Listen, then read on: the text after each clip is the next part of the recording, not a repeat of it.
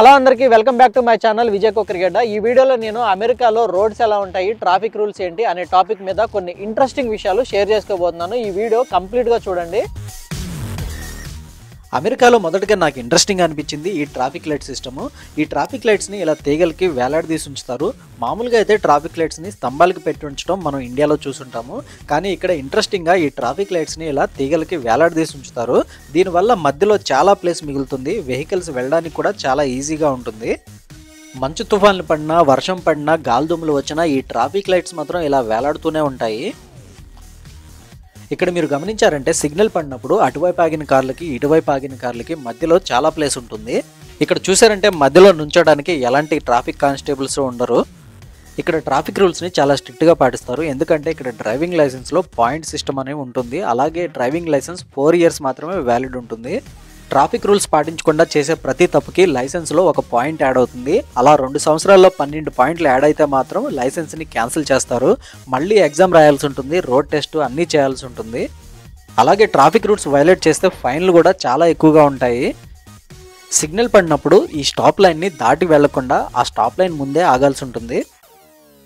Road మధ్యలోంచి చేతులు చూపించి ఎక్కడంటే అక్కడ రోడ్డు క్రాస్ చేయకుండా, రిస్క్ చేయకుండా రోడ్డు క్రాస్ చేయడానికి ఇలాంటి స్పెషల్ సిస్టమ్స్ ఉంటాయి।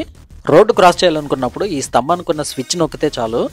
ఈ స్విచ్ నొక్కడం వల్ల మనకు కూడా రోడ్డు దాటడానికి సిగ్నల్ పడుతుంది। అక్కడ కనిపిస్తున్న హస్తం గుర్తు ఎప్పుడైతే తెల్లగా మారుతుందో అప్పుడు మనం రోడ్డు క్రాస్ చేయొచ్చు। ఇలా హస్తం గుర్తు తెల్లగా మారగానే మనం రోడ్డు క్రాస్ చేయడానికి సేఫ్ అని అర్థం। ఇంకా మనం సేఫ్గా రోడ్డు క్రాస్ చేయొచ్చు, ఎవరో మనం దాటి రారు। అక్కడ చూపిస్తున్న టైమర్ అయ్యేలోపు మనం రోడ్డు క్రాస్ చేసేయాలి। ఇప్పుడు ఈ స్టాప్ సింబల్ గురించి తెలుసుకుందాము। ఈ స్టాప్ సింబల్ ఎక్కడ కనిపిస్తే అక్కడ ఆగిపోవాల్సిందే, దీన్ని దాటి వెళ్ళకూడదు। ఈ స్టాప్ సింబల్స్ ఉన్న దగ్గర ఒకవేళ 2 కార్లు వచ్చి ఆగితే ఎవరు ముందు వస్తే వాళ్ళే ముందు వెళ్ళాలి, అది ఇక్కడ రూల్।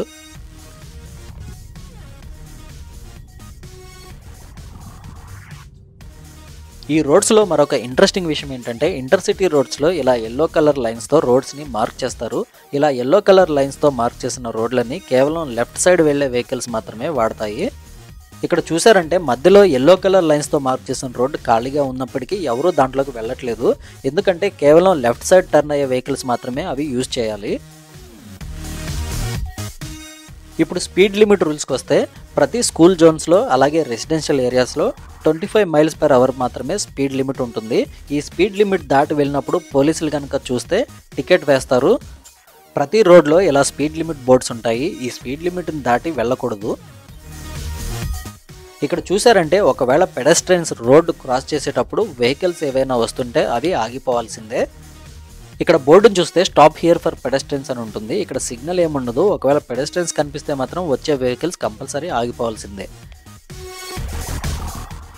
చూసారు కదా, వీడియో నచ్చితే లైక్ చేయండి, షేర్ చేయడం మర్చిపోకండి। నా ఛానల్ని ఫస్ట్ టైం చూస్తున్నట్లయితే సబ్స్క్రైబ్ చేసుకోండి। నెక్స్ట్ వీక్ మరొక ఇంట్రెస్టింగ్ టాపిక్తో మళ్ళీ మీ ముందుకు వస్తాను। Until then see you, take care, bye bye, మీ విజయ్ కొక్రిగడ్డ।